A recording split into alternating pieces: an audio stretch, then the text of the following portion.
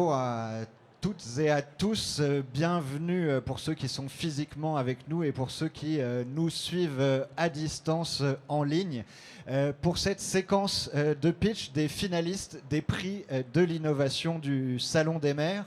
Alors le prix de l'innovation, c'est le cœur de l'ADN du salon.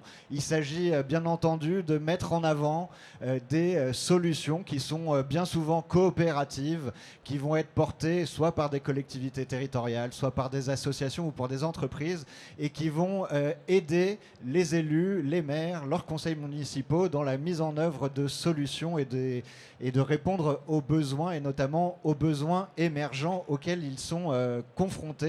Il s'agit bien entendu de valoriser des projets qui vont répondre aux attentes des administrés. Il y a d'ailleurs à ce titre une nouvelle catégorie cette année sur la longévité et qui vient répondre à bien entendu l'évolution de la pyramide des âges et des sujets de plus en plus prégnants sur les questions du troisième et quatrième âge.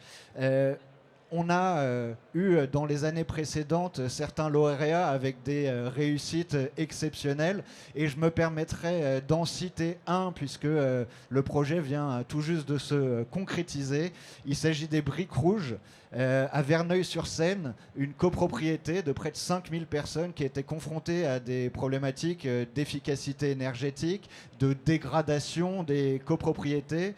Et suite à leur victoire au prix de l'innovation du Salon des maires, ils ont réussi à mobiliser toute une série d'acteurs et notamment à mobiliser près de 100 millions d'euros pour transformer profondément l'ensemble de ce quartier. Et c'est bien entendu le fruit d'une dynamique collective et également d'une volonté politique, puisque on en passe à chaque fois par là. On a eu cette année près de 176 candidatures, ce qui démontre aussi en cette fin de mandat le dynamisme qu'il peut avoir. Et les innovations qui seront donc présentées aujourd'hui seront livrées entre les mains des nouvelles équipes qui prendront le relais de celles qui sont aujourd'hui en place à partir de mars prochain. Ces 176 candidatures ont fait l'objet d'un comité de présélection. À ce titre, je tiens à remercier l'Association des ingénieurs territoriaux de France, l'Association des techniciens territoriaux, l'Association des cadres territoriaux de l'action sociale, ainsi que Actu Environnement, qui ont eu l'occasion de sélectionner pour chaque catégorie 3 finalistes que le jury ici présent aura la chance, l'honneur et la responsabilité de juger. Je remercie l'ensemble des membres du jury qui sont ici présents, les maires, les élus municipaux, les cadres de la fonction publique territoriale qui vont porter cette responsabilité aujourd'hui. Deux grands enjeux sur la notation de ce qui sera présenté. Le premier, bien entendu, sur le caractère novateur. On va s'attendre à ce que vous évaluiez l'originalité de ces projets. La réplicabilité, c'est aussi un élément très important, et le potentiel dans le temps d'évolution de ces projets. Et à côté de ce caractère novateur, on va aussi attendre de vous que vous évaluiez l'impact potentiel de ces innovations, à la fois l'impact dans la mesure où ça répond à des besoins émergents des collectivités territoriales, mais également les impacts sociaux, environnementaux et économiques qui peuvent être portés par ces innovations. Sans plus tarder, et je le dis tout de suite pour tous ceux qui vont venir pitcher, la règle c'est 3 minutes, sans support projeté. J'ai un petit carton que je ne manquerai pas de vous montrer quand il restera 1 minute, et on coupe le micro au bout de 3 minutes. Donc il faut tenir dans les temps. Et on va débuter dès maintenant par dynamisme et attractivité locale. Et pour ça, je vais accueillir Madame Radeda Kerbouj pour BPI France, Jade Debat pour l'Université Reims Champagne-Ardenne et Laure Lechertier pour UPSA. S'il vous plaît, je vais vous inviter à venir vous asseoir ici. Bienvenue. Je mets... Attendez. Si, c'est bon.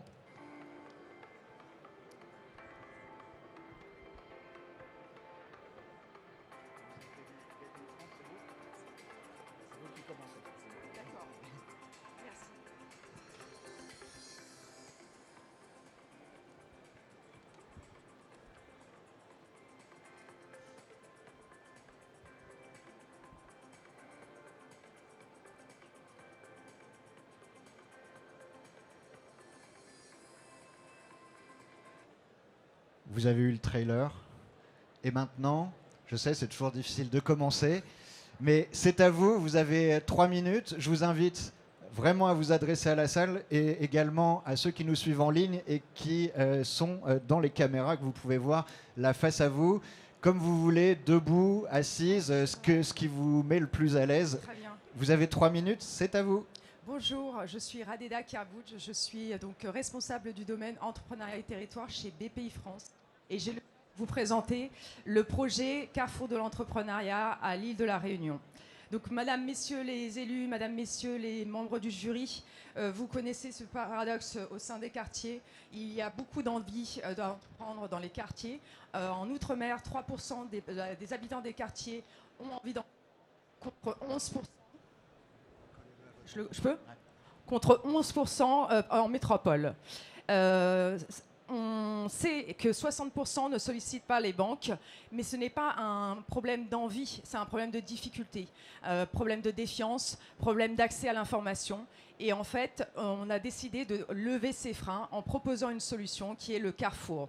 Le Carrefour de l'entrepreneuriat à l'île de la Réunion, c'est un hub territorial qui est une porte d'entrée unique pour toute personne qui veut entreprendre dans l'Ouest. Il regroupe tous les dispositifs de l'entrepreneuriat et de l'emploi et répond aux besoins des entrepreneurs, des habitants des quartiers, quelles que soient leurs difficultés, leur secteur d'activité, le projet. Il retrouve dans ce lieu unique l'ensemble de l'offre d'accompagnement et évite ainsi aux personnes d'aller taper à plusieurs portes. Il est implanté au cœur des QPV, proche des habitants, avec un accompagnement qui est personnalisé, unique et inclusif. À l'île de la Réunion, il y a beaucoup d'activités informelles. Et donc, ce Carrefour de l'entrepreneuriat propose un accompagnement pour les sortir de cette activité et les aider à créer leur entreprise. C'est un rôle qui a été porté par la ville du Port. Sans la ville du Port, en fait, ce lieu n'aurait pas émergé. C'est la ville du Port qui a identifié cette problématique. Beaucoup de structures d'accompagnement travaillent de manière isolée et en silo. Et là, dans ce lieu, tous les acteurs travaillent en coopération et en collaboration. La collectivité a initié la démarche, elle a mis à disposition le local, elle a intégré le Carrefour dans ses politiques d'emploi et d'économie, elle a mobilisé tous les réseaux et elle participe dans la gouvernance en incitant les opérateurs à créer de nouvelles activités pour répondre aux besoins locaux. Pour conclure, ce modèle est duplicable. Il mutualise les ressources humaines, elle mutualise aussi les lieux, elle permet d'avoir une gouvernance partagée et c'est un lieu de transformation sociale qui donne confiance aux habitants des quartiers, qui sécurise leur parcours. Merci beaucoup, je vous demande de l'applaudir. Et je passe la parole à Laure Lechertier pour UPSA et merci d'avoir respecté le temps. Vous êtes prête ? Je suis prête. Allez, c'est parti. Alors, 100 000, 5 000, 90. 3 chiffres qui veulent dire quelque chose. 100 000, c'est la population de l'agglomération d'Agen. 5 000, c'est le nombre d'emplois soutenus par UPSA dans cette région. 90, c'est 90 ans d'histoire. UPSA est né en 1935 et donc a un ancrage territorial qui est très fort et produit 100% de ses médicaments dans le Lot-et-Garonne. C'est 4% du PIB. Donc pour nous, c'est une conviction forte, l'ancrage territorial. Le territoire, ce n'est pas un point sur une carte, c'est un enjeu de prospérité, un espace de vie, de lien, de fierté partagée. Et pour réussir, on a besoin de faire société, de créer de la cohésion territoriale, avec les entreprises, les élus, les associations, les citoyens qui agissent au niveau du territoire. Et donc pour le président également de l'agglomération d'Agen, eh bien, il y a une conviction forte qui est un territoire ne se développe durablement lorsque les acteurs privés et publics avancent ensemble. Et d'ailleurs, notez que 70% des Français estiment aujourd'hui que la responsabilité économique, sociale et environnementale accrue des entreprises vis-à-vis de leur territoire devrait être organisée. Et donc, on a eu cette idée de coopération entre acteurs publics et privés qui n'est pas seulement pertinente, on voit bien que c'est une demande qui est attendue, qui est partagée. Et on a créé, avec l'agglomération d'Agen, ce projet innovant, inédit, c'est une première, qui est une académie des élus. Et c'était une façon de franchir une nouvelle étape dans notre engagement territorial. Alors, l'objectif de cette académie, c'est simple, c'est offrir aux élus locaux qui façonnent l'avenir du Lot-et-Garonne une meilleure compréhension du rôle stratégique, économique, industriel et sanitaire de cette entreprise UPSA pour le territoire, mais aussi préparer l'avenir sur la souveraineté sanitaire et industrielle, sur la transition écologique, sur l'attractivité. La première édition a réuni un peu plus de 40 élus, témoignant de leur intérêt et de leur engagement. Et les élus ont vraiment découvert une entreprise qui fabrique, qui investit, qui embauche à Agen. Et de notre côté UPSA, on a découvert des élus qui sont curieux, engagés, prêts à porter et défendre des enjeux plus larges comme le Made in France, la relocalisation, la transition écologique, la valorisation du savoir-faire français. Et donc, cette académie a eu 3 sessions de formation qui ont été très productives avec des visites d'usines, qui a été un lieu d'échange, un lieu de confiance, un lieu de dialogue, un lieu de transparence. Mais on ne s'arrêtera pas là. C'est qu'un début, puisque un nouveau cycle arrive et l'Académie 2026 prévoira de nouvelles sessions d'échange. Et c'est aussi un concept qui peut essaimer partout en France, dans tous les territoires, justement pour créer du lien entre ceux qui veulent grandir avec le territoire, acteurs publics, acteurs privés. Merci beaucoup, je vous demande de l'applaudir. Alors, est-ce que Jade Debat est là? Et s'il n'est pas là, on l'excuse et il pourra intervenir tout à l'heure puisqu'on a changé l'ordre des pitchs pour répondre aux impératifs de certaines. Voilà. Merci beaucoup à toutes les deux. Je vous invite à vous rasseoir. Et on aura donc probablement un pitch isolé sur la thématique tout à l'heure. On va passer maintenant à la thématique de la sobriété énergétique. Et je vais appeler Pauline Chicoine, Bastien Lanta et Eric Ziliox à nous rejoindre.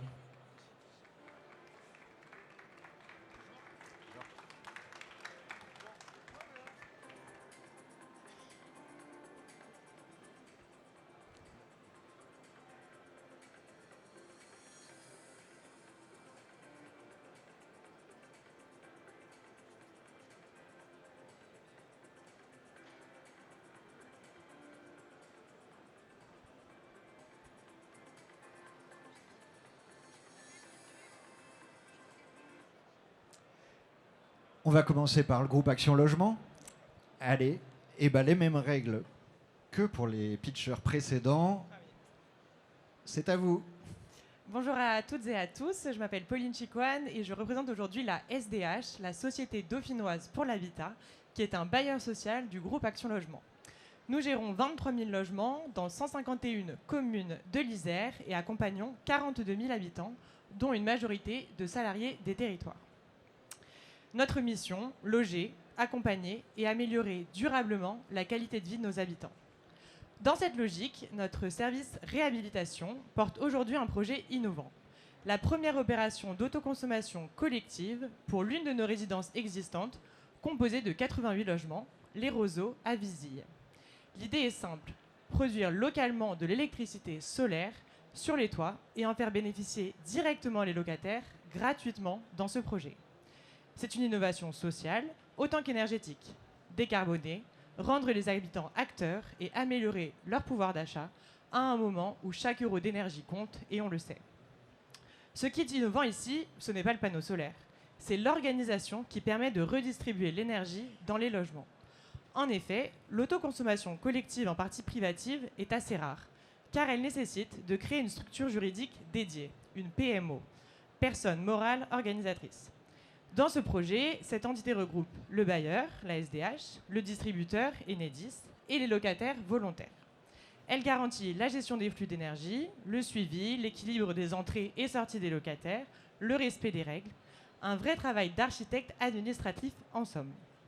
C'est seulement depuis la loi Climat et Résilience de 2021 que les bailleurs sociaux peuvent être PMO.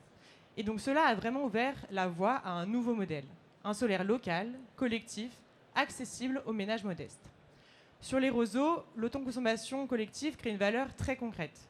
Un gain immédiat pour les locataires, moins de dépenses contraintes, donc plus de pouvoir d'achat local, une lutte efficace contre la précarité énergétique, en réduisant la facture là où elle pèse le plus, une résidence plus attractive, inscrite dans un projet global de rénovation qui redynamise le quartier et qui renforce l'image de Visy comme territoire moteur de la transition énergétique. Et enfin, un bénéfice environnemental clair, une production locale solaire, des émissions qui sont réduites et pas d'artificialisation des sols. Et surtout, c'est un projet co-construit avec la collectivité qui a joué un rôle décisif dans son déclenchement et dans son accompagnement. Sans cette volonté politique locale, le projet n'aurait jamais pu voir le jour. Ce projet est pionnier car il intègre du solaire dans une opération existante, ce qui est rare et techniquement complexe. Mais c'est aussi un modèle réplicable sur nos résidences existantes qui ont des toitures adaptées, mais aussi dans nos futures opérations neuves. Notre ambition est donc claire à présent, faire de l'autoconsommation collective un levier majeur de décarbonation et de protection du pouvoir d'achat pour les habitants. Merci à tous. 3 minutes pile, bravo. J'appelle Fonroche pour le projet Elia désormais. C'est parti. Allez. Bonjour, je m'appelle Bastien Lanta, je suis chef de produit chez Fonroche Lighting. Alors Fonroche Lighting, en fait, on est numéro 1 mondial d'éclairage solaire autonome, avec déjà plus de 5000 communes éclairées dans le monde et plus de 200 000 points lumineux. Notre innovation aujourd'hui, elle a un thème très simple, la liberté. En liberté de quoi ? Notre mission, elle est simple, on veut libérer les collectivités des contraintes de l'éclairage public. Et pour ça, on a créé Elia. Ce qu'on a fait, c'est que Elia est le premier lampadaire solaire autonome qui va amener de l'éclairage sans contrainte. Alors c'est assez simple, c'est basé sur 5 piliers, vous allez voir, 5 choses. 1, une liberté énergétique. Un luminaire solaire, de base, vous vous décontraignez totalement des factures d'électricité, c'est solaire, une fois que c'est installé, 0 € de facture d'électricité. Vous n'avez plus les contraintes des câbles électriques, pas besoin de trancher, pas besoin de rénover les câbles, pas besoin de regarder des compteurs, tout est gratuit. Ensuite, vous avez une liberté d'installation.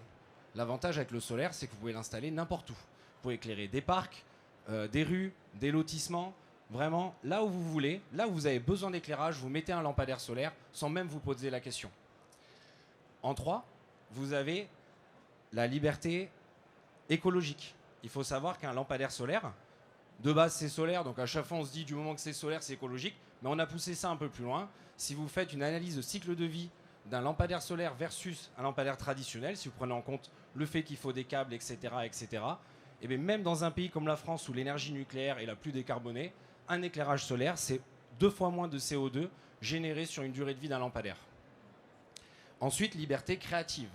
Il faut savoir que les lampadaires solaires, des fois on a un gros panneau solaire en haut, et c'est vraiment pouvoir mettre un lampadaire solaire qui est une vraie signature urbaine, qui vous permet de donner du style à votre collectivité, avec quelque chose qui est fin, design, et qui peut se mettre n'importe où. Donc vraiment, la promesse du Elia, elle est là, pouvoir éclairer sans contrainte. On a libéré la lumière avec ce produit, que vous allez pouvoir installer n'importe où, avec 0 € de coût d'électricité, plus de tranchées, et vous décontraindre de ce que vous avez. Pour finir, pour faire un parallèle, la liberté, comme innovation, a déjà été inventée. Avec un objet que vous avez tous en ce moment dans votre poche. Le téléphone portable. Le téléphone portable, qu'est-ce qu'il a fait ? Il vous a décontraint du téléphone fixe. Ce qu'il a fait, il a retiré les câbles. Il a dit, vous n'avez plus besoin de rester chez vous. Vous n'avez plus besoin d'avoir de câbles. Et aujourd'hui, vous avez un objet simple, facile à mettre dans la poche, utilisable partout où vous voulez et pas cher, on va dire, comparé à du téléphone fixe. Et bien, c'est la même chose. Voici la nouveauté qu'on amène. Merci beaucoup. Merci. Et j'appelle maintenant Pump It Up pour le turbinage de Perros-Guirec. Merci, bonjour, Eric Ziliox, fondateur de Pump It Up. Pump It Up est un bureau d'études qui assiste les collectivités pour intégrer des turbines dans le réseau d'eau urbain. Voilà, pour intégrer des turbines dans les réseaux d'eau urbains. Le projet a été fait à Perros-Guirec avec la collaboration de l'Alliance Trégor Communauté et l'exploitant de l'usine Veolia. On a un réservoir en altitude, un réservoir bas qui est alimenté en eau. On a une vanne de régulation qui est un tout petit peu ouverte. J'insiste sur le un tout petit peu ouverte, c'est-à-dire qu'elle laisse passer de l'eau, mais elle n'est pas complètement ouverte. Ce qui veut dire qu'il y a de l'énergie qui se dissipe, qui se perd. Ça fait beaucoup de bruit, c'est un peu de chaleur. Et l'innovation, elle a consisté à mettre une turbine en parallèle de cette vanne de régulation, faire passer l'eau en priorité par la turbine. La turbine, elle a exactement le même rôle que la vanne de régulation, à la différence qu'elle récupère l'énergie qui auparavant était dissipée et la convertit en électricité. Donc la turbine produit 32 kW, 100 000 kWh par an. Ça correspond à 20% de la consommation énergétique de l'usine. L'usine consomme la totalité de l'électricité qui est produite. L'intérêt de ce type de solution, c'est qu'en fait, la collectivité réduit sa facture énergétique. Elle utilise moins le réseau électrique, ça veut dire qu'elle est aussi plus résiliente face au prix de l'électricité qui peuvent s'enflammer comme en 2022. On a un réseau, une infrastructure en fait, qui à la base est une charge financière qui se transforme en ressource financière. L'hydroélectricité est l'énergie qui émet le moins de CO2. Je dis bien l'énergie, pas uniquement renouvelable, mais l'énergie au même titre que le nucléaire. Donc vous décarbonez votre service eau. En termes de maintenance, c'est relativement simple dans le sens où, au niveau de ces puissances-là, on va mettre des pompes qui tournent à l'envers. C'est des pompes en mode turbine. Donc elles vont avoir un rendement un peu moins bon qu'une turbine classique, mais elles vont permettre d'avoir aussi un coût financier nettement inférieur. Donc voilà, Pump-It-Up va de l'étude de faisabilité à la mise en service. Elle assiste la collectivité et l'exploitant dans tous les niveaux. Elle l'accompagne aussi dans les démarches administratives. C'est une démarche qui est réplicable sur tous les territoires, des grandes villes aux petites villes, en campagne, aux plaines.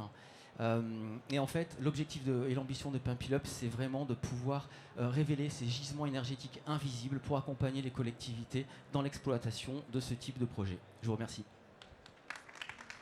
Merci beaucoup. Alors, je félicite nos 3 pitchers qui ont tenu dans les temps, et puis j'en profite pour féliciter le jury qui va devoir vous départager. Nous passons maintenant à la catégorie mobilité décarbonée. J'appelle Asnaël Farouk pour Atos France, Sarah Pinel pour Keolis Bordeaux Métropole et Carole Rodon pour l'université Gustave Eiffel.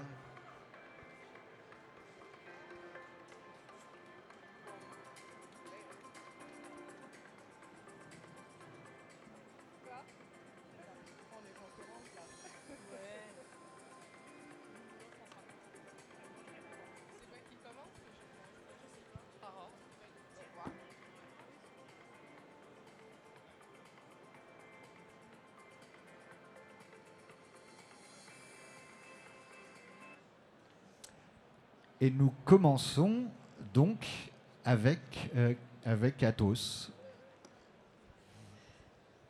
C'est parti. Bonjour tout le monde, je m'appelle Asnaël Farouk, je suis V2X Programme Manager.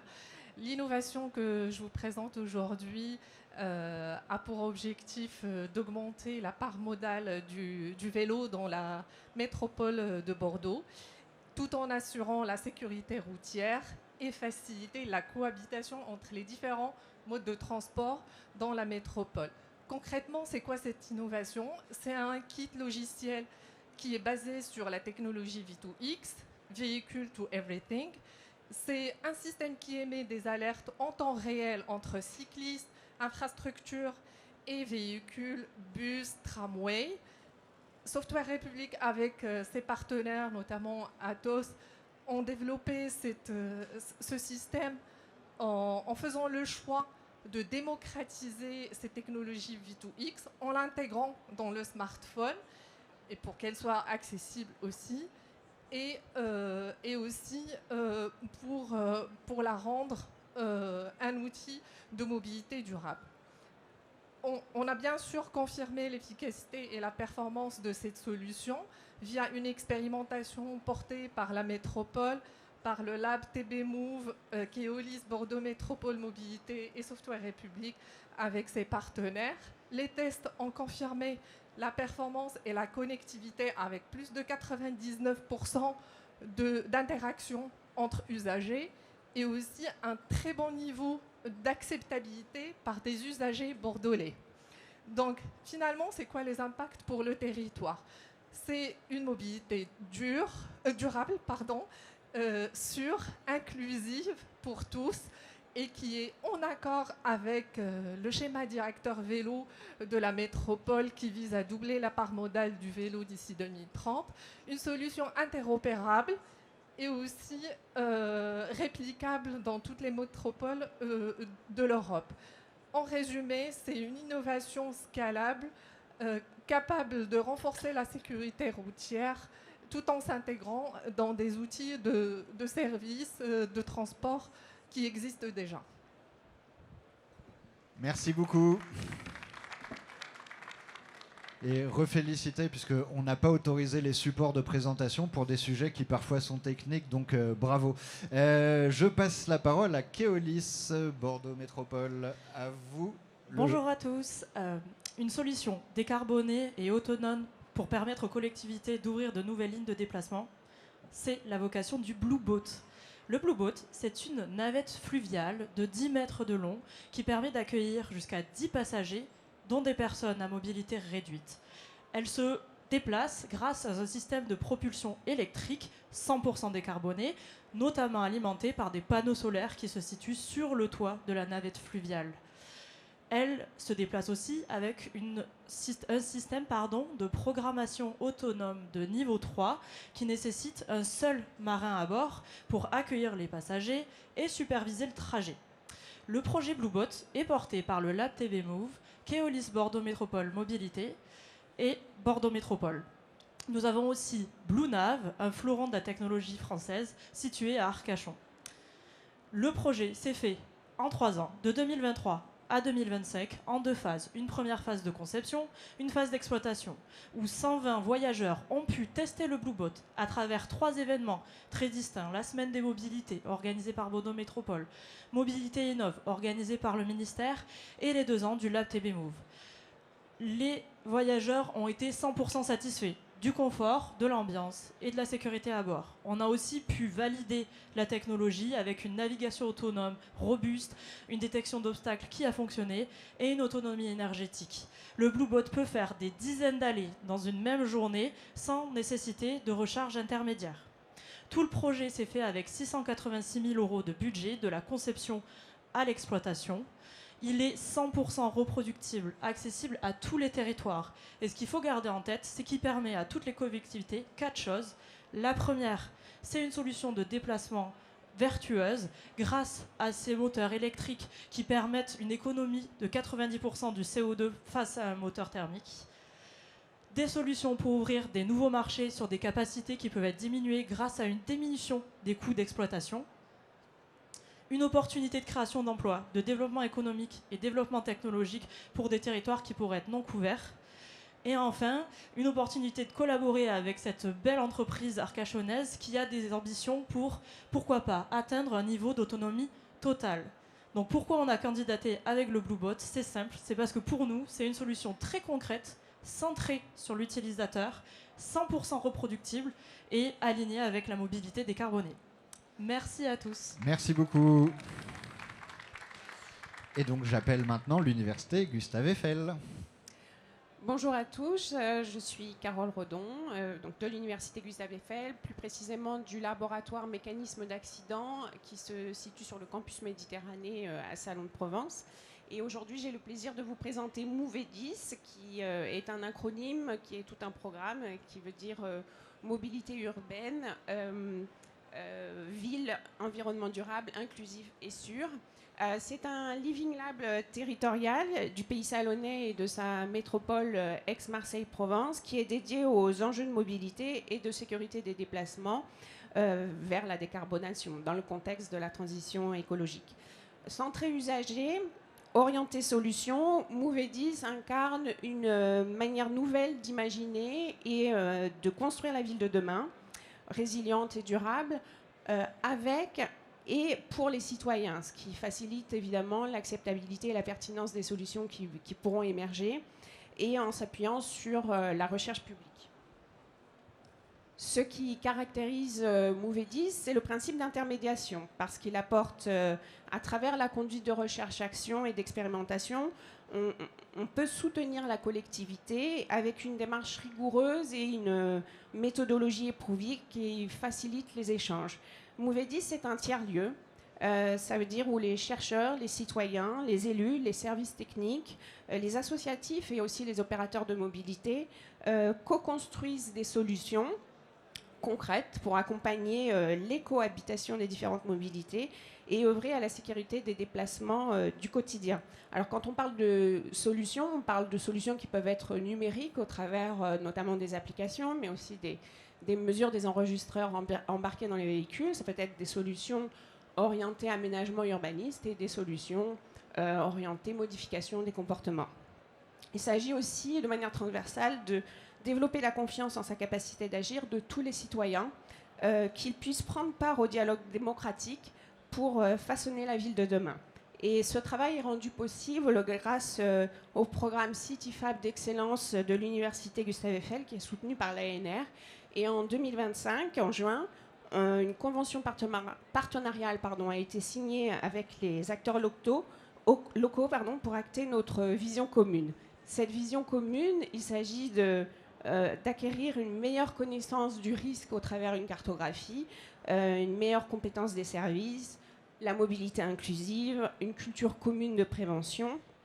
Et puis, l'ambition, c'est de devenir aussi un commun territorial, un modèle transférable à d'autres villes du pays salonnais et de la région sud, pour faire de Mouvédis, avec Mouvédis, le territoire, un véritable laboratoire vivant de l'innovation publique. Voilà. Merci beaucoup, félicitations. 3 minutes pile, bravo. Merci mesdames. Nous allons passer à la séquence planification écologique et j'appelle Claire Guilou pour Lickmitted, Vincent Hippo pour Ficha et Emmanuel Dion pour Valorem.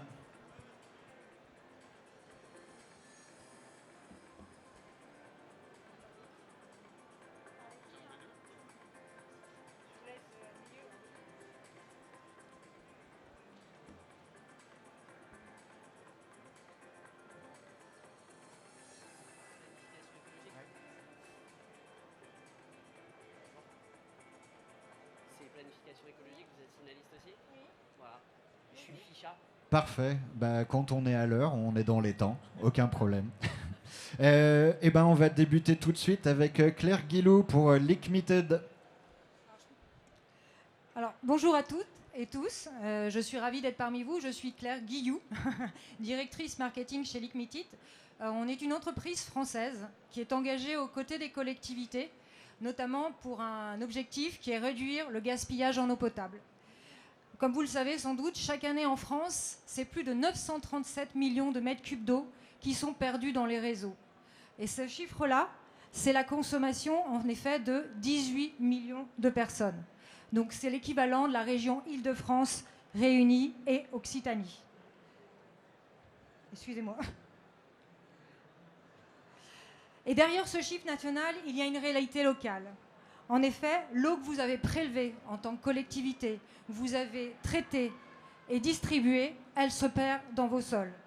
Ce gaspillage est invisible, mais il est bien réel. Il fragilise vos territoires, mais aussi il va fragiliser la ressource naturelle déjà en tension. Dans ce contexte de planification écologique, c'est d'arrêter déjà de perdre une eau déjà produite. Et c'est précisément là qu'intervient Sprint. Sprint, c'est l'alliance de la technologie, l'intelligence artificielle et l'expertise terrain. En fait, nous allons pouvoir, grâce à notre technologie, identifier les zones les plus fuyardes. Ensuite, nos experts terrain viennent directement sur votre réseau, identifier précisément et localiser précisément les fuites pour pouvoir ensuite permettre à la collectivité d'intervenir et de réparer efficacement. Et derrière cette réalité, nous avons des collectivités qui nous ont fait déjà confiance, puisque nous intervenons auprès d'une 120 collectivités sur tout le territoire français. Et je citerai la communauté d'agglomération du Sicoval, près de Toulouse, qui s'est appuyée sur notre technologie pour pouvoir justement traiter des zones bien particulières, sensibles et complexes. Nous venons en renfort de leur équipe de recherche de fuite. Jamais nous nous substituons, nous accompagnons. Et l'objectif, derrière ce résultat, auprès de cette campagne du Sicoval, nous avons réduit de 50% les pertes d'eau, ce qui représente près de 113 000 mètres cubes d'eau économisés sur un an, soit la consommation de 950 foyers. Donc voilà, notre solution est concrète, opérationnelle, qui peut être accompagnée sur l'ensemble du territoire, quelle que soit la spécificité de votre géographie, de votre environnement. Et l'objectif avec Sprint, notre solution dédiée à la performance des réseaux d'eau, c'est d'avoir un impact concret, mesurable et tangible sur le gaspillage et notamment de réduire le gaspillage en eau potable. Je vous remercie à tous. Merci beaucoup. Vincent Hippo pour Ficha. C'est parti. Donc bonjour à toutes et à tous, Vincent Hippo, je suis un des cofondateurs de Ficha. Et chez Ficha, on accompagne les collectivités et les opérateurs déchets pour les aider à réduire un des grands problèmes de la gestion des déchets, ce sont les erreurs de tri. Les erreurs de tri, ce sont des déchets indésirables qui vont se retrouver dans le tri, qui ont tendance à augmenter malheureusement parce qu'on incite de plus en plus les gens à trier, mais avec cela, on a une augmentation des erreurs qui coûtent très cher quand elles arrivent en centre de tri, elles sont déclassées du processus et qui peuvent aussi avoir un danger sur les infrastructures. On parle beaucoup du protoxyde d'azote ou encore des déchets électroniques qui se retrouvent dans ces centres de tri et qui peuvent enflammer les infrastructures et porter dommage aux équipes terrain. Le problème des collectivités vis-à-vis de ces erreurs de tri, c'est qu'elles ne sont pas vraiment capables de savoir d'où viennent les erreurs. Elles constatent en centre de tri, mais ne sont pas vraiment capables d'identifier la source du problème. Alors qu'on a des entreprises et des citoyens sur le terrain qui font un geste qui n'est pas forcément correct. Et c'est là où Ficha intervient. Nous avons développé une solution qui s'appelle la CAMIA, mélange de camion et d'intelligence artificielle. J'imagine que c'est un mot que vous allez beaucoup entendre aujourd'hui. Dans cette grande famille de l'intelligence artificielle, nous on développe une solution de traitement d'images. Sur de l'image, on va être capable d'analyser des flux de déchets. Et on va installer des caméras dans les camions qui vont permettre à chaque poubelle collectée de faire une analyse des erreurs de tri, de géolocaliser ces erreurs et ensuite d'accompagner les équipes terrain, les ambassadeurs du tri, en charge de la sensibilisation, qui sont vraiment perdus pour faire cette sensibilisation, de pouvoir faire une sensibilisation qui soit ciblée afin de réduire les erreurs de tri. On accompagne aujourd'hui une 50aine de collectivités, on en a accompagné 3 il y a 18 mois, donc avec une belle période de croissance, parce que tout simplement les collectivités ont des coûts d'erreur qui sont très importants. Et donc, au-delà de l'intelligence artificielle, qui pour nous est un moyen mais pas une finalité, on est vraiment aux côtés des équipes des collectivités pour les aider à faire la sensibilisation ciblée, comment on adresse le bon message pour changer les comportements et réduire les surcoûts des erreurs de tri. Merci beaucoup et bon salon. Merci beaucoup. J'appelle Valorem. Bonjour à toutes, bonjour à tous. Je suis Emmanuel Dion à Nantes Métropole et je représente un dossier déposé par Valorem ainsi que le syndicat d'énergie de Loire-Atlantique. Je pense qu'on partage ici tous et toutes une incertitude commune autour des prix de l'électricité, de la volatilité et notamment de ce que peut engendrer une hausse sur nos factures avec des arbitrages parfois délicats. Du coup, je vous invite à fermer les yeux, sans vous endormir, et à imaginer un monde où on pourrait acheter de l'électricité renouvelable sur une durée de 20 ans avec un prix fixe. Ça y est, vous l'avez, vous êtes au pays du CADER. Le CADER, c'est un acronyme qui veut dire contrat d'achat direct d'énergie renouvelable. Alors ça veut dire quoi?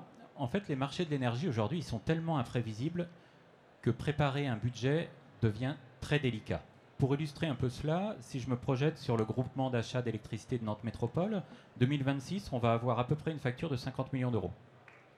Si j'avais acheté cette même électricité au moment de la crise, en août 2022, je pense qu'il y en aura autour de 500 millions d'euros. Sauf à vendre des gâteaux sur les cours d'école, on va avoir du mal à trouver 450 millions d'euros d'un seul coup. Donc c'est là où apparaît la nécessité d'aller vers d'autres types de projets. Donc on s'est pour cela associé avec d'autres partenaires, le syndicat d'énergie de Loire-Atlantique, sauf que le gros inconvénient que l'on avait, c'est que le cadre réglementaire ne nous permettait pas d'aller acheter sur des durées très longues. Est apparue la loi APER en 2023, qui nous a permis d'aller acheter de l'électricité ou de l'énergie globalement sur des contrats de 15 à 25 ans. Ça nécessitait du coup de pouvoir passer des mises en concurrence, passer des marchés, pour aller contractualiser directement avec des producteurs. On a pu nous contractualiser et acter les marchés avec Valorem et avec la CEMENR 44 en mai 2025. Et aujourd'hui, ça signifie que nous avons une éolienne, un parc photovoltaïque qui alimente 200 bâtiments publics. Alors ça veut dire quoi tout cela? Ça veut dire que en tant que collectivité, ça nous permet d'allier différents objectifs, d'allier différentes efficacités. La première, c'est économique. Pour un producteur, avoir une possibilité de vendre son électricité sur 20 ans, avec une certitude d'être payé, c'est quelque chose d'important. Pour une collectivité, c'est pareil, de pouvoir avoir une visibilité sur son budget. Ça lui permet de construire et d'éviter de se faire des nœuds dans le cerveau au moment des préparations budgétaires comme en ce moment. Par ailleurs, ce qui est intéressant, c'est que ça permet également de contribuer à la trajectoire de développement des énergies renouvelables. Et enfin, et surtout, de pouvoir dupliquer, répliquer ce modèle auprès d'autres collectivités, en partageant nos cahiers des charges, en intervenant sur différents colloques, sur différentes organisations. Donc aujourd'hui, le CADER, c'est un vrai levier. Ce n'est pas juste un contrat d'achat d'énergie, c'est vraiment une nouvelle façon d'acheter de l'énergie et de faire de la commande publique autrement. Merci beaucoup. Et ben merci à tous les trois pour cette séquence planification écologique, et on va passer au numérique en confiance. Et j'appelle Thibaut Chambert-Loire, Grégory Gentil et Fabien Miedzianowski à nous rejoindre.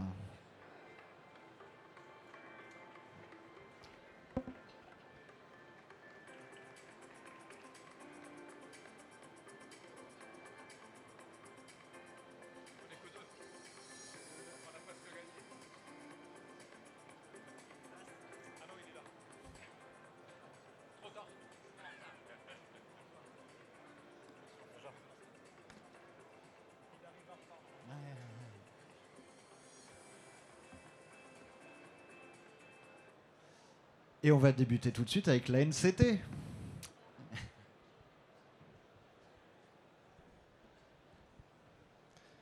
Bonjour à toutes et à tous. Vous m'entendez ? Donc, je suis Thibaut Chambert-Loire, je suis responsable du projet de suite territoriale à la NCT. Je suis très heureux d'être là aujourd'hui et que ce projet a été retenu finaliste du prix de l'innovation à travers son observatoire de la présence numérique des territoires. Alors, quand on parle innovation, quand on parle numérique, on pense tout de suite à des sujets très complexes d'intelligence artificielle, de supercalculateurs, de recherche sémantique. Donc, notre projet à nous, il est beaucoup plus simple et tangible, puisqu'il concerne la sécurité informatique des communes de moins de 3500 habitants. Saviez-vous, par exemple, et j'imagine que vous le savez, mais qu'une collectivité sur 10 déclare avoir été victime de cyberattaques au cours des 12 derniers mois. Généralement, c'est dû à un manque d'outillage numérique de base.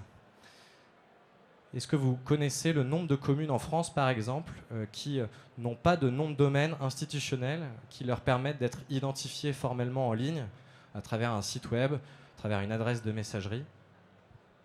La réponse, c'est 10 000. Est-ce que vous connaissez le nombre d'entre elles qui utilisent une adresse de messagerie générique en wanadoo.fr, on connaît tous ça, gmail.com, yahoo.fr? Ici, la réponse, c'est 20 000, donc les 2/3 des communes en France. Et donc, c'est pour faire état de ce problème et pour le résoudre à travers la suite territoriale qu'on a mis en place l'Observatoire de la présence numérique des territoires, qui se compose de 3 éléments. D'abord, on a un référentiel qui permet d'accompagner les communes dans le respect d'un certain nombre de critères qui leur permet de garantir une identité numérique de la commune en ligne sécurisée, une communication sécurisée. On a une cartographie, une carte de France dynamique qui vous permet de visualiser la situation de votre territoire au regard de ces critères. Et puis, on a un jeu de données, évidemment, publié en open data avec toutes ces informations-là et le résultat de nos analyses.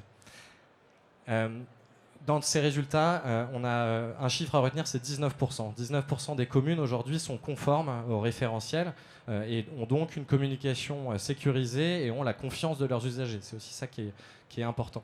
Et donc notre objectif, c'est de passer de 19 à 100%. Donc c'est un objectif qui est ambitieux, mais qu'on va parvenir à atteindre en mobilisant l'ensemble de l'écosystème. C'est d'ailleurs ce qu'on a fait en construisant cet observatoire avec les collectivités elles-mêmes et avec l'ensemble de nos partenaires comme les opérateurs publics de services numériques, le SMICA par exemple, qui est l'OPSN, l'opérateur public de services numériques du département de l'Aveyron, qui a intégré l'observatoire à ses activités en tant qu'outil de pilotage de la politique publique de sécurisation des systèmes d'information. Et c'est donc avec le SMICA qu'on porte notre candidature. Suite à ça, le SMICA, le taux de conformité sur le département de l'Aveyron, il a atteint 49%. Donc c'est 30 points de plus que la moyenne nationale. On est arrivé au bout du temps imparti. Pour un des départements les plus ruraux de France. Merci beaucoup. Merci à vous. Et on va passer à Always Innovating sur le cloud souverain. À vous la parole. Bonjour, je m'appelle Grégoire, je suis un geek depuis toujours, polytechnicien, 25 années d'entrepreneuriat, 20 années de Silicon Valley, 15 années d'invention. Ma passion a toujours été de créer des produits électroniques utiles. Et donc aujourd'hui, je vous présente mondongle.cloud, le cloud 100% souverain qui est simple et sécurisé. C'est spécialement adapté pour les mairies, pour toutes les mairies. Parce que même la mairie de Pétaouchnok-sur-Yvette, elle a le droit à sa souveraineté numérique. Donc en fait, c'est une clé USB à plugger à côté de la box Internet de la mairie. Et cette clé USB, c'est le cloud de la mairie. Donc toutes les données physiques, toutes les données virtuelles du cloud sont sur ce dongle à la mairie. Ce qui se passe à la mairie de Pétaouchnok-sur-Yvette reste à Pétaouchnok-sur-Yvette. Il n'y a pas de serveur à l'étranger, il n'y a pas de dépendance aux GAFAM. Alors comment l'idée m'est-elle venue? En fait, je suis en relation avec une mairie d'une petite commune de France de quelques milliers d'habitants et ils ont un véritable désir de souveraineté numérique, mais ils ont aussi un budget assez serré et pas forcément une expertise technique très très pointue. Et donc leur peur, c'est que le dernier compte-rendu du conseil municipal se retrouve sur des serveurs Microsoft en Virginie du Nord. Le tout a été aspiré par la NSA. Donc il y a un véritable problème de souveraineté électronique. Donc le mondongle.cloud inclut tous les services qu'une mairie a besoin. Donc messagerie, partage de fichiers, visioconférence, gestion de communauté, facturation, questionnaire, vraiment tout ce qu'une mairie a besoin. Alors comment est-ce possible? C'est possible parce que mondongle.cloud, c'est 100% open source. Il n'utilise que des briques de logiciels libres. Tout le code source est indisponible. Il n'y a aucun verrouillage propriétaire. Mondongle.cloud, c'est aussi un chatbot pour les employés de la mairie, avec une IA qui a été développée par des universités européennes, 100% éthique, 100% ouvert et entraîné sur des documents en accès libre. Donc une nouvelle fois, il n'y a véritablement pas de boîte noire dans ce système. Cerise sur le gâteau, l'idée c'est d'avoir un prix abordable pour toutes les mairies et donc ça débute à 349 € plus 79 € par an. Donc vous voyez que tout est compris, pas de restrictions, pas de petits caractères, c'est vraiment pas de coûts cachés, c'est véritablement la solution idéale pour toutes les mairies. Donc en conclusion, mondongle.cloud, c'est la souveraineté électronique absolue, sans prise de tête. Votre commune, votre souveraineté. Parce que c'est vraiment un véritable acte de résistance numérique. Merci bien. Merci beaucoup. Ah, l'équité, c'est essentiel. Donc je vous coupe et je m'en excuse. On passe donc au syndicat mixte AGEDI pour cimetière.fr. La parole est à vous. Bonjour à toutes et à tous. Donc je m'appelle Fabien Miedzianowski. C'est pas la partie la plus simple du pitch. Et je suis directeur général d'AGEDI, qui est un syndicat mixte. Un syndicat mixte qui regroupe 6000 collectivités sur 87 départements de France métropolitaine et ultramarine. Ça a été créé à la fin des années 80 par des élus, pour des élus, l'objet étant de développer des logiciels informatiques qui permettent aux collectivités locales de fonctionner. Des logiciels, finances, ressources humaines, gestion des élections, gestion de la population, gestion de l'enfance, etc., etc. Tous les logiciels sont full web. Il suffit d'avoir un navigateur et de pouvoir essayer accéder en cloud sur nos applications qui sont hébergées en France avec toutes, bien sûr, les contraintes réglementaires qui incombent à un service public que nous sommes. Nous travaillons sur le principe de la mutualisation à grande échelle. 6000 collectivités se sont réunies pour pouvoir accéder et pour pouvoir bénéficier de logiciels performants, que ce soit des toutes petites collectivités et par péréquation des grosses collectivités qui permet à ces collectivités de pouvoir bénéficier de services qu'elles n'auraient pas eu par ailleurs. Et donc il y a quelques temps, il y a 2 ans, il y a un point important qu'AGEDI a souhaité traiter, qui est universel, qui va toucher tout le monde, c'est l'information funéraire. Désolé de vous couper l'appétit, mais on va tous mourir un jour. Et donc ça, c'est une certitude.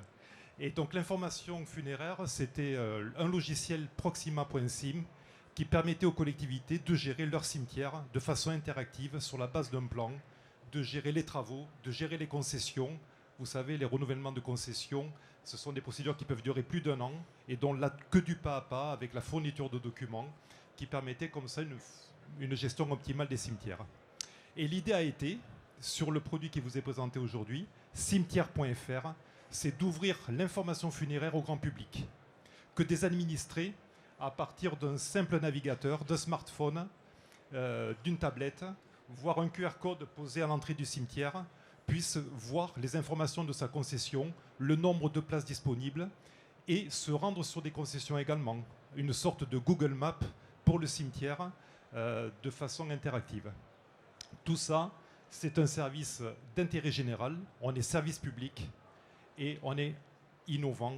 Le service public sait être innovant et nos 6000 maires qui arrivent en fin de mandat, rien que pour ça, on ne peut que saluer leur engagement au service de l'innovation et du service public. Merci pour votre attention. Merci beaucoup. Et on clôt avec vous cette séquence numérique en confiance. Merci à tous les trois. On va passer à la séquence sécurité, prévention et gestion des risques. Et pour ça, j'appelle Delphine Granchet pour le CNRS, Jean-Paul Toussaint pour le CTI et Sophie Gernigon pour RIFShield.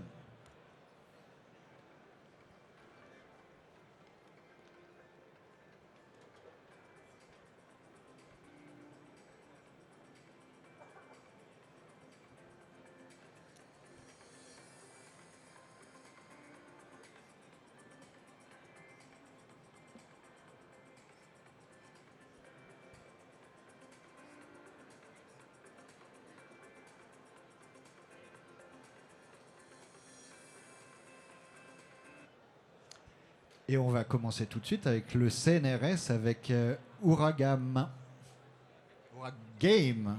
Ouragame. Merci. Donc je suis Delphine Granchet, je suis ingénieure au CNRS et aujourd'hui j'ai le plaisir et l'honneur de vous présenter le projet Ouragame. C'est un jeu de société innovant et formateur développé dans le cadre d'un projet de recherche scientifique. Alors la post-catastrophe, c'est la période souvent oubliée dans les outils de prévention. Les consignes s'arrêtent quelques heures après la catastrophe. Pourtant, tous les témoins vous le diront, en Outre-mer ou en Hexagone, la crise a été terrible, mais le pire a été la suite. Ces semaines et ces mois où la vie quotidienne est détériorée, où il faut tout reconstruire en même temps, les écoles, les commerces, les routes, où la fatigue et les découragements gagnent. Et pourtant, on a cette injonction à reconstruire mieux qu'avant, à être résilient, résiliente. Mais comment trouver la force, comment rester solidaire, comment s'organiser quand tous et toutes sont atteints dans leur vie personnelle, professionnelle, associative, et que partout, il reste des ruines, des arbres arrachés, des zones polluées. Donc Ouragame est le fruit de plusieurs années de travaux en situation post-catastrophe qui ont permis des retours d'expérience internationaux avec des enquêtes de terrain, des entretiens auprès des acteurs locaux, des ONG, des collectivités, et surtout en échangeant avec la population. Et ces témoignages, ces blocages administratifs, ces décisions difficiles, ces émotions, ces colères parfois, nous les avons transformés en connaissances scientifiques et puis nous avons décidé d'en faire autre chose. Un outil pour agir, pour comprendre et ne plus être surpris, en 2 mots pour se former et se préparer. Notre innovation, c'est transformer la complexité réelle d'une crise et des jours et des mois qui suivent en un système de jeu, un jeu de société avec des cartes fluides, immersifs et émotionnellement engageants. Donc les joueurs incarnent une cellule de coordination post-catastrophe qui est chargée de prioriser, d'arbitrer, de communiquer pour reconstruire, tout en faisant face à un environnement en constante évolution. Tout le monde peut jouer à Ouragame. Il y a presque 2000 personnes, petits et grands, qui ont profité du jeu pour raconter leur propre histoire ou pour se préparer à une prochaine catastrophe et les conséquences dans leur commune. Tous les métiers, tous les citoyens, tous les acteurs du territoire peuvent se projeter dans l'histoire du jeu. Et c'est grâce aux cartes et aux discussions animées entre joueurs que les solutions apparaissent. Ouragame est donc un outil scientifique qui se joue et c'est le premier jeu qui aborde la post-catastrophe et qui la rend compréhensible et concrète.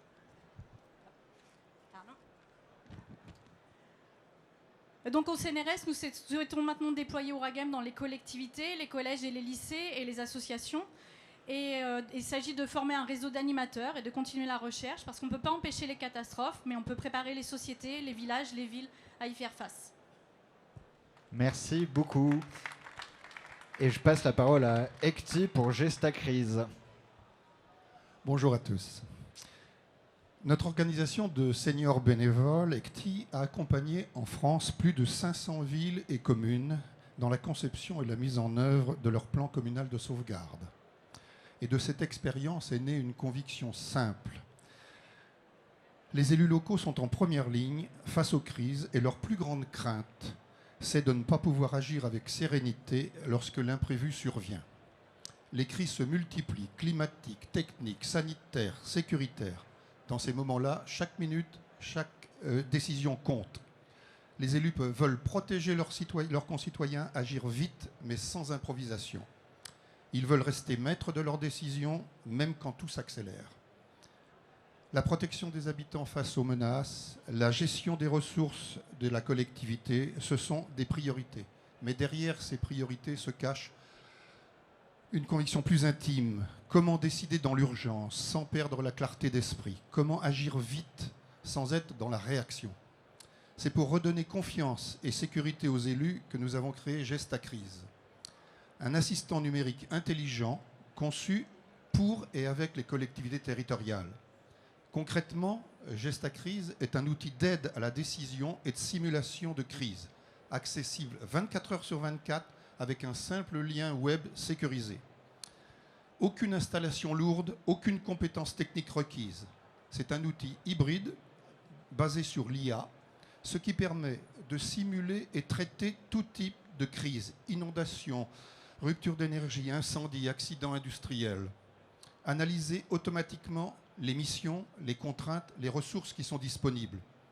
Comparer plusieurs stratégies d'action selon leur faisabilité, le délai et le niveau de risque. Générer en quelques minutes un plan d'action complet pour chacune des cellules du poste de commandement avec les fiches agents et les consignes. Fournir le plan de communication et aussi 1 heure suffit pour tout mettre en place. Le tout dans un environnement sécurisé, souverain, conforme RGPD, certifié ISO 27001 et SOC 2. Parce qu'il ne nécessite ni matériel ni installation, Gestacrise est immédiatement déployable dans toute commune, quelle que soit sa taille. Son coût d'accès est volontairement très bas. C'est avec une formule d'abonnement. Il peut être financé par les dispositifs existants de prévention des risques et de sécurité civile. C'est une solution prête à l'emploi, accessible et soutenable. Chaque déploiement de Gestacrise renforce la sécurité des citoyens en réduisant le temps de réaction face aux crises, la sérénité des élus et des agents, mieux préparés à décider vite et bien, l'efficacité environnementale en limitant les dégâts liés à la désorganisation et en favorisant la prévention. Gestacrise, c'est l'intelligence artificielle au service du discernement humain, un outil qui ne remplace pas l'élu, il l'accompagne, il clarifie, il assure. Merci beaucoup.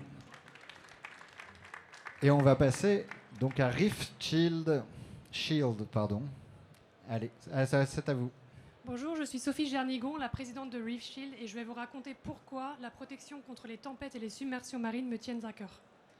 En 2022, j'habitais La Réunion, et une semaine après la naissance de mon fils, on a été touché, frappé par le cyclone Batsirai. J'ai eu la peur de ma vie, mais le pire, ça a été les jours suivants, quand on a dû découvrir l'horreur, les routes détruites, les habitations, et les côtes ravagées et les riverains terrorisés. Ce sentiment d'impuissance, je pense que vous l'avez tous ressenti un jour, quand l'eau monte, quand le torrent déborde. Je pense notamment il y a quelques semaines à la tempête Benjamin qui a frappé avec les vents violents et les submersions importantes. Je pense aussi en juin 2024 à Oisan, il y a une crue torrentielle terrible qui a tout dévasté sur son passage. On parle aussi beaucoup de réfugiés climatiques, de plus en plus. Je pense notamment à la Bretagne et le Nord. Et tous ces aléas climatiques, ils frappent aujourd'hui la France, ils sont plus lointains, ils frappent aujourd'hui et de manière récurrente. Chez Reef Shield, on a la protection et l'anticipation au cœur de notre action. Voilà. Donc on propose des systèmes de protection amovibles contre les submersions marines, les crues torrentielles et aussi l'érosion des plages. C'est une efficacité qui est prouvée, qui renvoie l'énergie de la vague et de l'eau plutôt que de la subir. Notre valeur ajoutée, c'est la rapidité, l'économie et l'écologie. La rapidité parce que dès qu'une alerte météo tombe, en quelques heures, on peut déployer notre système et le lendemain, l'arranger ou la redéployer ailleurs parce qu'on sait qu'un aléa climatique ne frappe jamais 2 fois au même endroit. Au niveau économique, notre système permet d'économiser toutes les dépenses liées aux dégâts, à la reconstruction et à la maintenance. Je donne l'exemple de la ville de Biarritz qui en 2014 a subi une tempête de force 11 sur l'échelle de Beaufort qui a causé 15 millions de dommages à la ville. En 2025, ils ont installé notre système de digue. Il y a eu une tempête de force 11 sur l'échelle de Beaufort et il y a eu 0 € de dommages. Et enfin, écologie, notre système n'a pas vocation à rester implanté sur le territoire et donc n'impacte pas l'écosystème. Maintenant, je m'adresse aux élus et aux maires présents. Vous êtes ceux qui protégez les territoires et vos populations. Vous savez que chaque euro investi et chaque jour anticipé fait la différence. Avec Rishi, vous avez une solution qui s'aligne sur vos problématiques budgétaires, climatiques et humaines. Merci. Merci beaucoup, merci à tous les trois. On passe à la séquence solidarité, longévité et inclusion. Et j'appelle pour cela Christelle Gorzella pour D-Bloom, Christopher Edmond Mariette pour SEM Habitat Durable, ainsi que la Maison des Enfants Extraordinaires.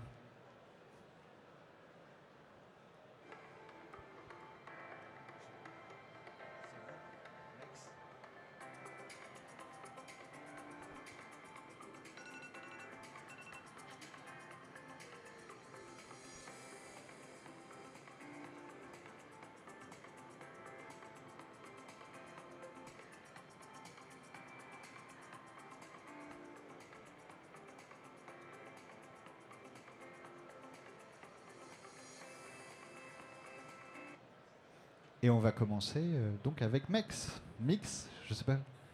All right, everybody. Bonjour à tous et à toutes. Donc je viens vous parler d'un projet porté par la Maison des Enfants Extraordinaires. Moi je suis Cécile Martignac, je suis fondatrice du projet et je suis aussi adjointe du maire de ma commune dans l'ouest du Gard, au pied des Cévennes. Donc notre association, elle s'est occupée en zone de revitalisation rurale d'apporter des solutions de soins et de services pour les 15% d'enfants qui sont concernés par des troubles du développement et des apprentissages. 15%, ça veut dire que vous en avez forcément dans vos familles et sur vos territoires. Et pour eux, on a mis au point des systèmes d'accès aux soins pour les enfants, pour les familles, mais aussi pour tous les lieux d'accueil, les crèches, les RPE et les ALSH. Pourquoi c'est important de s'occuper de ces 15% de TND, de troubles du neurodéveloppement? C'est parce qu'ils représentent ensemble une perte pour la collectivité de 28 milliards d'euros liée au décrochage scolaire, à certaines formes de délinquance et d'exclusion sociale. La stratégie sur les troubles du neurodéveloppement, donc au niveau national maintenant depuis 2022, elle a dit et elle a mis en place des moyens au niveau des départements via les plateformes de coordination et d'orientation en disant qu'il fallait mettre le paquet sur la prévention, la détection et l'accompagnement de ces enfants pour les détecter au plus tôt, parce que plus on agit tôt, plus on est efficace de bonne heure. Et du coup, nous, dans notre travail associatif, on a été sollicités par des crèches de notre territoire portées par les EPCI, donc par les Comcom, mais aussi par la ville de Nîmes et l'agglo d'Alès, l'agglomération d'Alès, pour savoir comment dans les crèches, les professionnels de la petite enfance pouvaient s'armer positivement pour pouvoir détecter les troubles du développement et favoriser des entrées de soins plus précoces. Parce que les professionnels des crèches, elles savent très bien voir quand il y a un petit caillou dans la chaussure, quand l'enfant il a un petit caillou dans la chaussure, mais souvent elles ont tendance à se suradapter, elles ont tendance à ne pas s'appuyer sur les ressources du territoire, et donc nous on les a accompagnés pour ça. On a travaillé avec les EPCI, on a travaillé avec la PMI, on a travaillé avec les communautés de soins pour monter une formation, une animation territoriale, une boîte à outils et aller jusqu'à une labellisation de crèche. Le résultat, c'est quoi? C'est à faible coût finalement, puisque c'est quelques milliers d'euros. Si on repère 4 enfants dans la crèche, c'est 1 million d'euros d'économie pour la collectivité. Donc on ne génère pas on ne rapporte pas d'argent, mais on permet d'en économiser beaucoup. Et quand on voit le nombre de crèches et d'enfants sur les territoires, on peut faire simplement le calcul. Voilà, je vous remercie. Merci beaucoup, c'est parfait. On va passer à D-Bloom pour son mur interactif. La parole est à vous. Merci. Bonjour. Alors vous vous demandez sûrement quelle innovation pourrait être au service à la fois des enfants, des adultes, des seniors et des personnes en situation de handicap. Quel outil pourrait être utilisé dans le domaine de la prévention, de l'éducation, du sport, mais aussi de l'événementiel? Eh bien, je suis Gorzella Christelle et cela fait 15 ans maintenant que je pratique les activités physiques adapté avec tous les publics. Et j'ai décidé de créer D-Bloom pour allier la technologie à la prévention santé. Alors j'ai créé un mur interactif qui réagit en temps réel aux interactions des joueurs grâce à des balles qui sont projetées, grâce à une image projetée et un détecteur, donc qui va détecter les balles, les ballons, les mains des joueurs, pour créer ainsi un espace immersif et interactif dans tous les lieux. Donc l'image projetée peut aller de 2 à 7 mètres, ce qui va permettre d'être utilisé dans les petits espaces, comme dans les gymnases.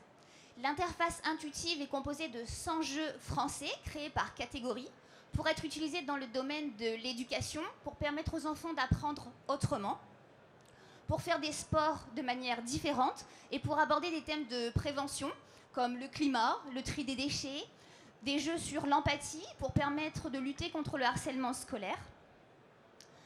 Le dispositif est également utilisé dans des établissements médico-sociaux pour mettre en place des activités physiques et rééducatives adaptées. Un système de pistolet interactif a été également ajouté pour permettre aux personnes en situation de handicap très lourd, les personnes alitées ou effacées, de jouer également. Et ce mois-ci, nous avons créé des jeux pour les déficients visuels. Il est utilisé également pour les seniors, pour permettre de travailler sur la motricité, la coordination et de lutter contre la maladie d'Alzheimer.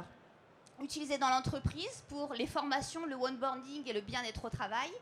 Il est utilisé également dans l'événementiel pour engager une personne, des petits groupes ou alors jusqu'à 200 personnes par heure. Donc le mur interactif contribue activement à la santé mentale et au vivre ensemble. C'est un outil intergénérationnel, inclusif et innovant. Donc l'idée, pourquoi pas dans une municipalité, c'est d'acquérir ce dispositif pour en faire profiter les écoles dans les activités périscolaires, la médiathèque, le club des aînés, les EHPAD, toutes les associations sportives et aussi pour tous les événements communaux. Donc si vous n'avez pas encore trouvé d'innovation pour la cérémonie des vœux, il n'est pas trop tard pour surprendre avec le mur interactif D-Bloom. Merci à tous. Merci beaucoup. Et nous passons à la SEM Habitat Durable. À vous la parole. Bonjour tout le monde, merci pour l'accueil que vous nous avez réservé. Donc moi je suis Christopher, responsable développement chez SEM Habitat Durable, une agence immobilière un peu particulière puisque notre métier c'est de trouver les murs porteurs de la solidarité. Nous travaillons pour des structures qui hébergent les personnes qu'elles accompagnent. Pour elles, l'accès à un logement de vie, un lieu de vie digne, c'est la base de leur réussite. Le problème, c'est que le parc social est saturé et que ces structures-là n'ont ni le temps ni les leviers pour accéder au parc privé. On a donc créé une agence qui permet de faire dialoguer les propriétaires et le monde solidaire. Cette idée, c'est ma sœur qui l'a eue. Stéphanie et moi sommes des anciens enfants placés. À 18 ans, moi j'ai bénéficié d'un accompagnement dans le cadre d'un contrat jeune majeur. Hébergé par une association, j'ai pu commencer mes études dans de bonnes conditions. Elle n'a pas eu ce filet. Elle a connu l'errance, le sans-abrisme, les foyers, pour finir un peu plus tard dans sa vie dans une chambre en ville gérée par une association. Donc tous les deux, on sait assez bien comment l'immobilier et la solidarité peuvent se conjuguer. Et c'est ce qui fait notre expertise aujourd'hui. Excusez-moi.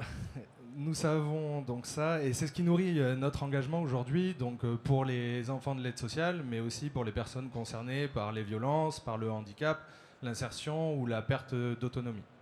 Donc comment on fonctionne concrètement ? On écoute le terrain pour faire remonter les besoins des structures qui hébergent et on les transforme en cahier des charges. Parallèlement, on démarche des bailleurs privés et des investisseurs pour constituer des solutions locatives adaptées. Quand ça match entre un bien et les besoins, on passe en mode gestion locative. Les propriétaires sont donc rassurés et les équipes retrouvent du temps et des lieux pour agir. Cette année, nous avons franchi le cap des 500 personnes hébergées dans l'un des logements que nous gérons en Ile-de-France. Parfois, les dispositifs nécessitent une ingénierie contractuelle précise, comme dans le cadre de baux glissants. Dans le format, la structure est locataire au départ, elle sécurise le propriétaire et accompagne la personne hébergée. Progressivement, le résident gagne en autonomie, noue une relation de confiance avec le bailleur et prépare sa sortie de dispositif. Et quand le contrat arrive à échéance, le bail glisse à son nom. Donc c'est ce modèle qu'on a choisi pour travailler avec le département de la Seine-Saint-Denis sur la sortie des jeunes de l'aide sociale à l'enfance. Donc dans le projet Un toit pour l'avenir, nous construisons des sorties positives qui façonnent le futur de l'hébergement solidaire. Ensemble, on veut montrer qu'une collectivité peut amplifier son impact social tout en optimisant ses ressources. En mobilisant l'existant au bon moment, on évite les ruptures coûteuses et on transforme une dépense contrainte en investissement pour le territoire. C'est un modèle reproductible partout en France pour garantir à chaque personne accompagnée vers l'autonomie le tremplin essentiel, un habitat durable. Merci de votre écoute. Merci beaucoup, merci à tous les trois. Et avant qu'on passe à la dernière catégorie sur l'aménagement, est-ce que Jade Debat de l'Université Reims Champagne-Ardenne est là? Oui, et vous avez 3 minutes, puisque votre séquence est déjà passée. Donc, pour le jury, on revient à dynamisme et attractivité locale. À vous, 3 minutes. Bonjour à tous. Alors aujourd'hui, j'ai le plaisir de vous présenter une initiative simple mais profondément transformatrice, les gratiférias de l'IUT et de l'URCA, donc de l'IUT Reims Chalon-Charleville, en lien avec la collectivité du coup de Charleville-Mézières. Donc c'est un événement qui est loin d'être simple, qui n'est pas un marché gratuit en fait, c'est un véritable challenge social, donc de transition écologique et d'engagement citoyen. Dans nos territoires, on fait tous face aux mêmes défis, la montée de la précarité et particulièrement la précarité étudiante, qui fait face aussi à l'isolement d'une partie de la population. Et donc face à l'urgence écologique, ça impose de repenser nos modes de consommation. Donc la Gratiféria apporte une réponse concrète à chacun de ces enjeux. D'abord, c'est une initiative sociale puissante, en permettant à chacun de déposer des objets dont il n'a pas l'usage et de repartir gratuitement avec ce dont il a besoin. Nous remettons donc le partage au cœur de la vie locale. Ce geste simple mais symbolique crée un espace d'égalité où étudiants, habitants, familles, personnels et associations peuvent échanger sans contrainte financière des objets. Dans un contexte où le pouvoir d'achat fragilise de nombreux foyers, cette solidarité directe est un soutien réel, immédiat et sans stigmatisation.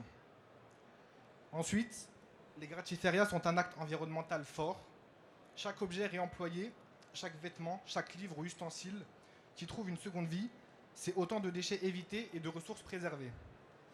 Dans nos éditions, donc sur le site de Charleville-Mézières, d'abord en 2024, plus de 1000 objets ont été récoltés et en 2025, plus de 2700, ce qui équivaut donc à plus de 10 tonnes de CO2 équivalent évité en termes de déchets, grâce au réemploi justement. C'est une preuve que les initiatives locales peuvent produire un impact mesurable, tangible et reproductible dans n'importe quelle commune de France. C'est une démarche qui s'inscrit pleinement dans les objectifs de sobriété, d'économie circulaire et de réduction des déchets que nous portons dans nos collectivités. Mais au-delà du social et de l'écologie, la Gratiféria renforce la cohésion des territoires. Elle mobilise les étudiants, enseignants, services universitaires, mais aussi les associations et les acteurs institutionnels. Elle crée des alliances nouvelles, des passerelles entre le monde universitaire et la vie municipale. C'est une dynamique accessible, duplicable et surtout fédératrice. Mesdames, Messieurs, nous le savons, les plus belles politiques publiques commencent souvent par des initiatives locales, humaines, modestes en apparence, mais capables d'amener de grands projets. La Gratiféria en est l'exemple parfait. Faible coût, donc ça coûte 0 €, forte visibilité, bénéfice immédiat pour la population et les étudiants, et une symbolique puissante. Celle d'une communauté qui choisit de partager plutôt que de gaspiller. Je vous remercie. Merci beaucoup, 3 minutes, parfait. Merci beaucoup. Et je vais appeler donc les finalistes de la dernière catégorie avec Daniel Dufeu pour la CCI Ouest Normandie, accompagné de David Legouet, donc le maire de Barnaville-Cantray, ainsi que Maxime Crépeau pour l'atelier du Dôme et Lisa Sullereau pour Qualitel.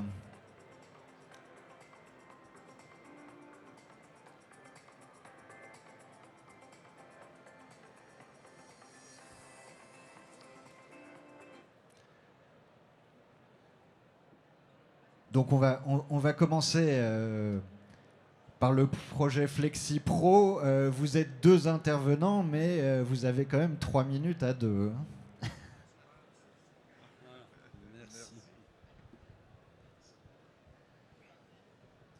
Bien, bonjour à toutes et à tous.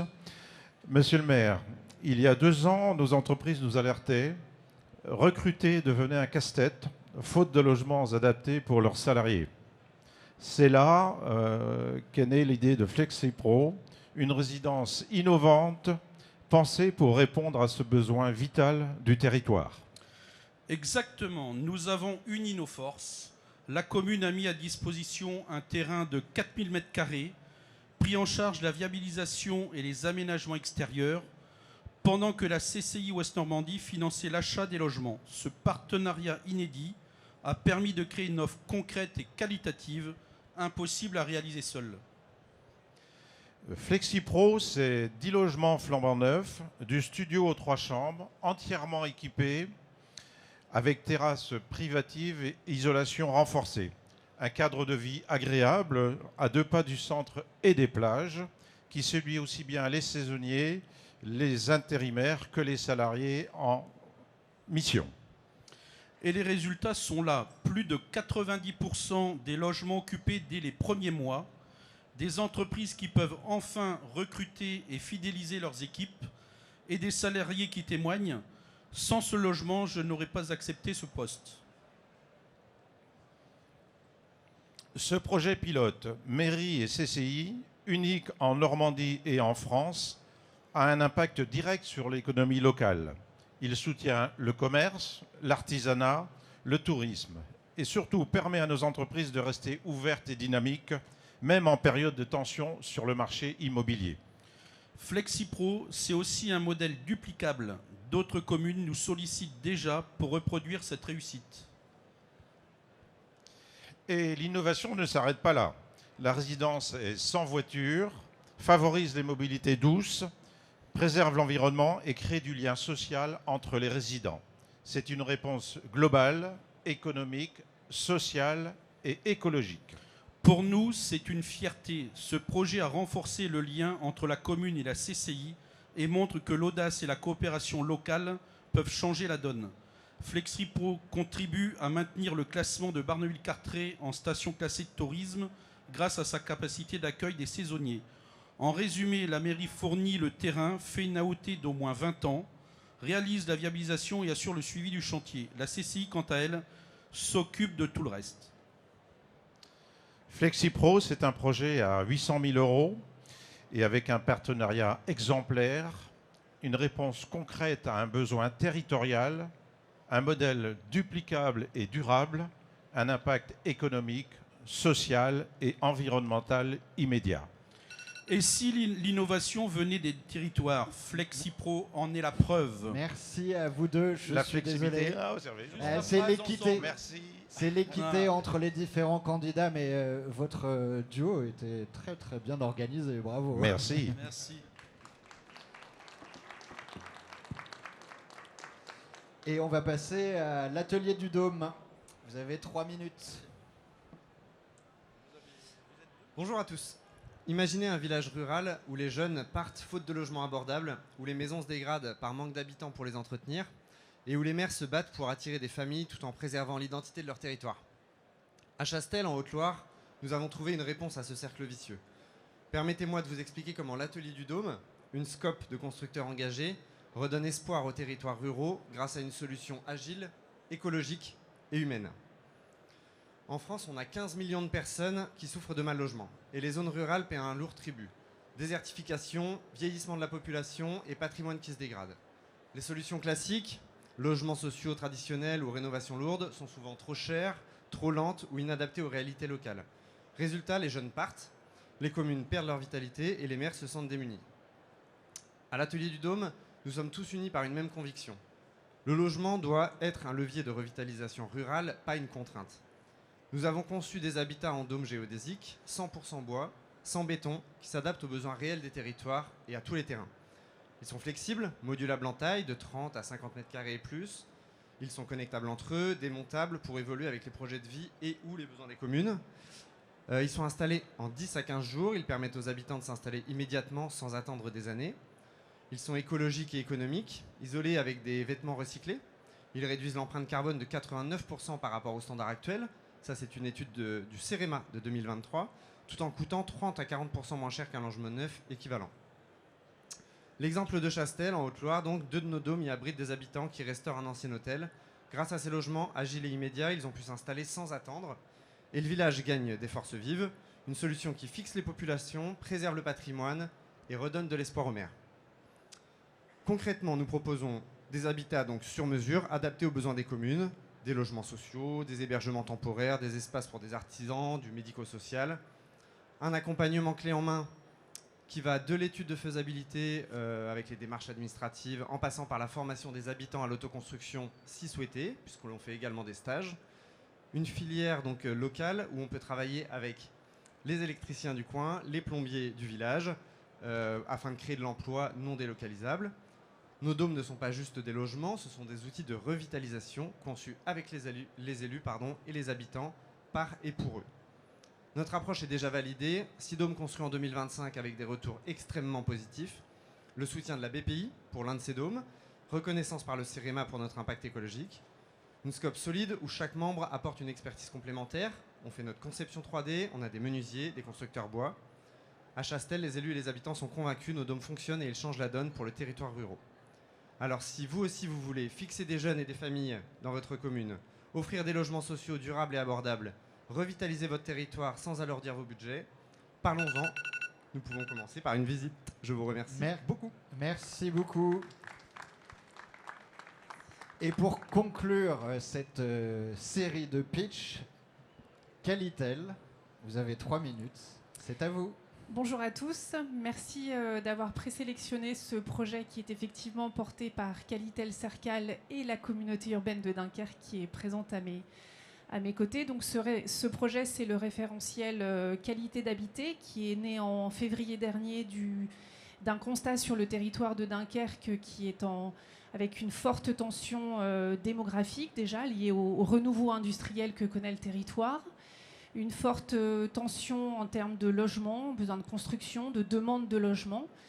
Sur les 10 prochaines années, ce sont 15 000 logements qui doivent être construits, dont 40% de logements sociaux.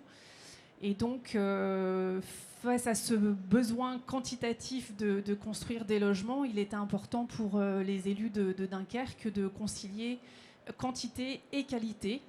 D'où la création de ce référentiel qui contient 27 critères techniques, des critères sur la qualité d'usage, notamment la taille des logements, les surfaces des chambres, les rangements obligatoires.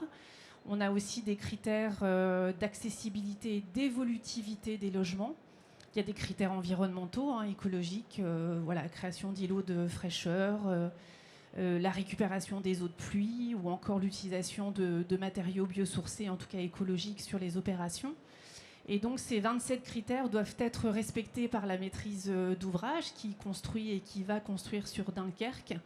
Et la contrepartie, c'est des aides financières, des subventions de la collectivité territoriale.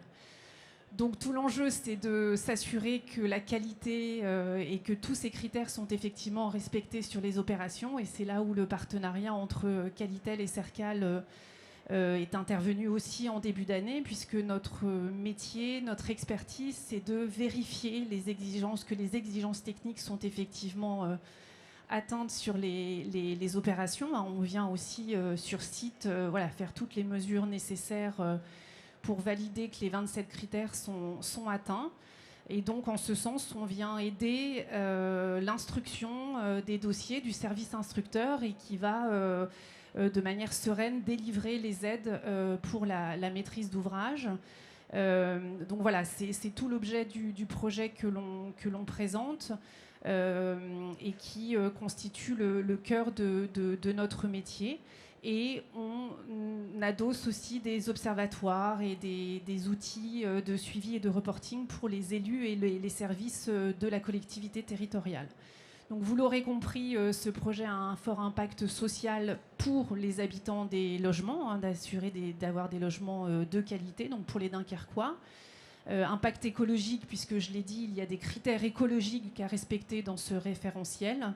Et puis bien sûr, ce projet est duplicable à l'échelle d'autres territoires qui auraient des ambitions en termes de qualité des logements. Merci de votre écoute. Beaucoup. Merci à l'ensemble de nos finalistes.